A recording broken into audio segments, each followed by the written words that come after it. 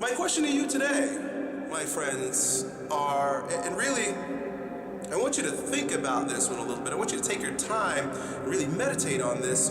Why are you doing the thing that you're doing?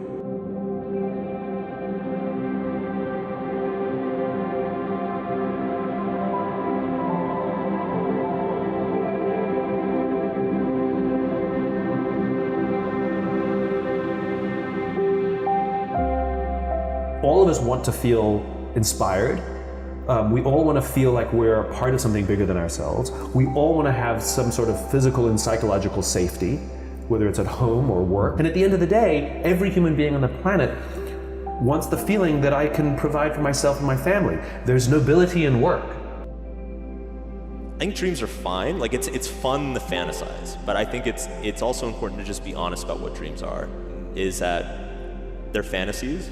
They're fun. And so I prefer to kind of take more of a present approach of like, okay, let's pay attention to like, how does this feel right now? How does the work make you feel now? Because I think if you pay attention to that, that's actually what makes great things happen in your life.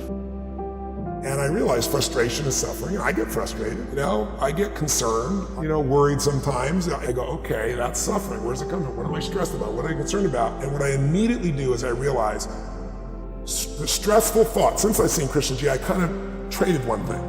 What I really do now is I dig in and I notice that the only time you have stress or suffer is when you believe a stressful thought. My thing is like, as long as I try my best, as long as I attempt it, then that's not failing. Because there's a lot of people in life, whether it's in their personal life or in their business life, and they sit on the sideline and they're like, man, I don't have the resources, I can't build a business. Or I'm not old enough, I don't have the knowledge. Or I'm too old that I can't build a business. And I always tell people I'd much rather be in the trenches. I'd much rather be on the field than sitting on the sideline wasting time and thinking, man, I can't do that.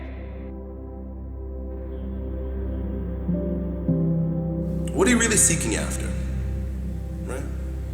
What do you really want? What hole in you?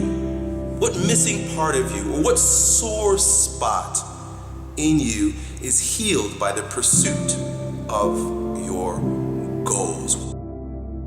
You need the problems because that's what generates the meaning. And if you don't have the meaning, then everything just feels pointless. And you're like, well, why do anything? So you need that meaning. It comes back to what I was saying about the stories that we wrap around our positive and negative experiences. Like that meaning is what creates those powerful stories that pushes us forward and makes us feel like our life is well lived. I realized all I had to do was have my phone to be stressed. If that's true, my happiness is so cheap.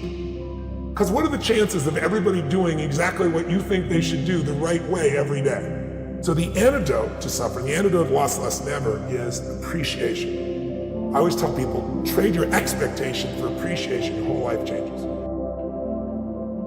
The best leaders are actually the best followers. The best leaders never think that they're that the buck stops with them. They always believe that they're in service to something bigger than themselves. The majority of not only entrepreneurs, but human beings, like we start off with can't.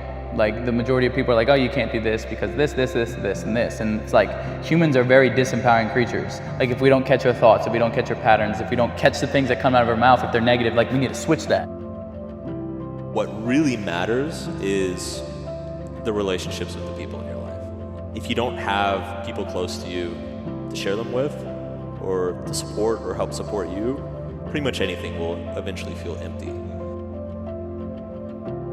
Don't confuse humility with meekness. Humility is being open to the ideas of others. Your happiness will never last as long as it's got expectation behind it. What I did was, I began to realize I made the decision, it's the most important decision I believe of your life, and I'm not going to suffer anymore. Life's too short to suffer, and I'm going to live in a beautiful state every day. And the way I do it is, I catch myself when I start to get that sense of stress, I let it go, and I see the idea go by.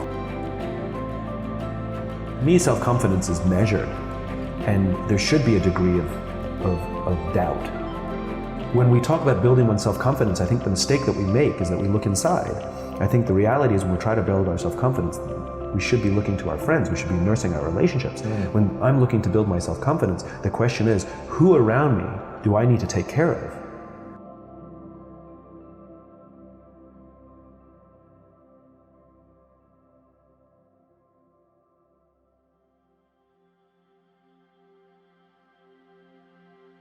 Success is not you saying how much money you have in the bank account. It's about who you are and how you show up in the world and how you show up for yourself. Forget about everybody else. How do you show up for yourself? I honor your opinion. I will listen to good feedback, but I don't care if you think I'm a good person, I'm a bad person, I'm successful, I'm failure.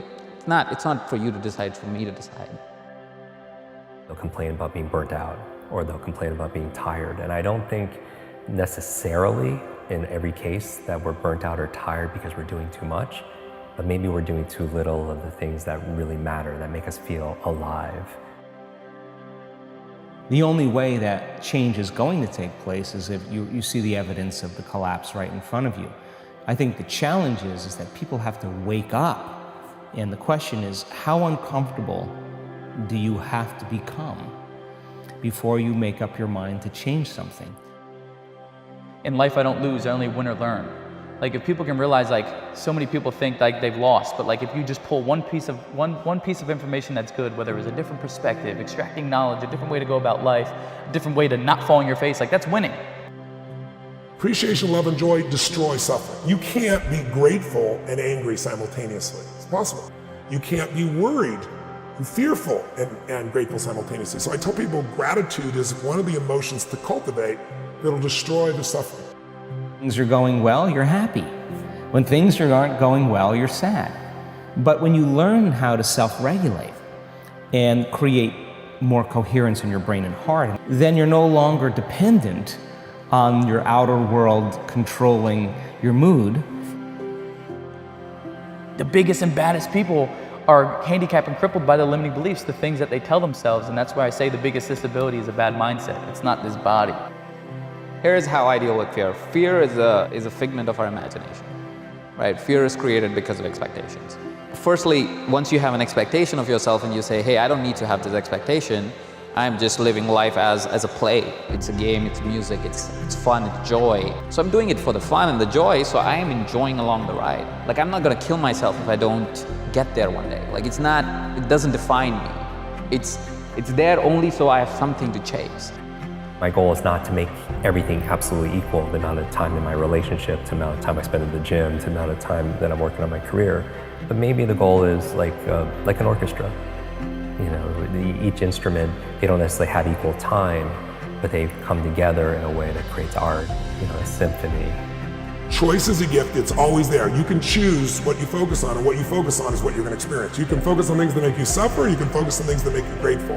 And of the two, gratitude is the better approach. It's not some namby-pamby positive thinking approach. It's intelligent, because when you're in a good state, you can solve the problem. And like, so many people are trying to seek validation from other people. They're trying to be working on relationships with girls, or trying to, you know, seek validation from other things and Instagram and materialistic things, and when the biggest relationship that they should be working on is the one within themselves. In fact, you begin to realize how you think and feel begins to produce effects in your outer life. Now you start believing more you're the creator of your life and less of the victim of your life. Now that isn't something that you take one bite of and swallow and it's all over. It's a process of repatterning. It's a process of rewiring. It's a process of reconditioning. It's a process of self-reflection and awareness and changing those beliefs. All that matters in the world we live in today, outside your belief systems, is your ability to add value.